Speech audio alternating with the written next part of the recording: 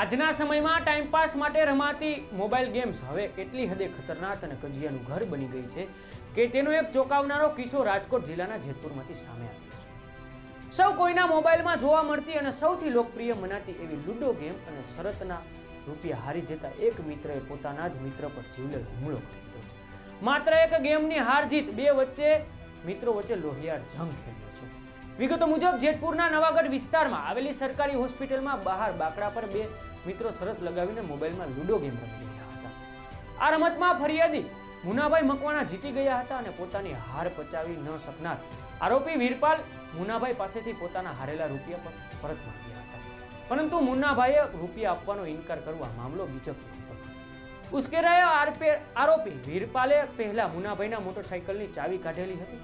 જ્યારે મુનાભાઈએ ચાવી પરત માંગતા ત્યારે આરોપી પોતાના પાસે રહેલી છરી વડે હુમલો કરી મુનાભાઈ મકવાણા પર ગંભીર હુમલો કર્યો હતો અને લોહિયાળ હાલતમાં મુનાભાઈ તાત્કાલિક સરકારી હોસ્પિટલ ખસેડાયા હતા, પરંતુ તેની હાલત એટલી ગંભીર હતી કે તેને વધુ સારવાર માટે જૂનાગઢ રિફર કરવામાં આવ્યા। બીજી તરફ ઘટનાની જાણ થતાં જેતપુર ઉદ્યોગનગર પોલીસ તાત્કાલિક કાર્યવાહી કરીને આરોપી વીરપાલની ધરપકડ કરી અને કલમ 118 અને જીપી એક્ટ 135 મુજબ ગુનો નોંધી અને કાયદેસરની કાર્યવાહી કરી હતી।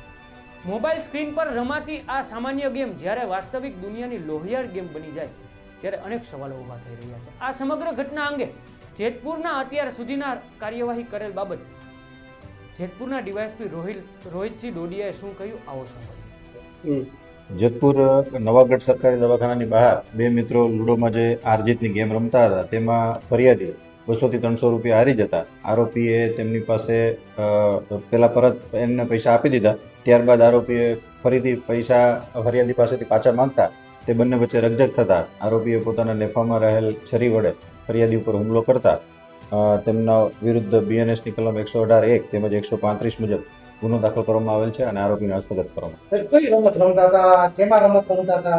મોબાઈલમાં બંને મિત્રો લૂડો ગેમ રમતા હતા અને તેમાં એમણે શરત મારી હતી કે આ બંનેમાં જે હાર જીત થાય એમાં 200 થી 300 રૂપિયા આપવાના રહેશે। તે બાબતે બંનેને રજૂ થાય। સર એમાં હુમલાની જ કલમ છે કે જુગારની કલમ લાગેલી છે?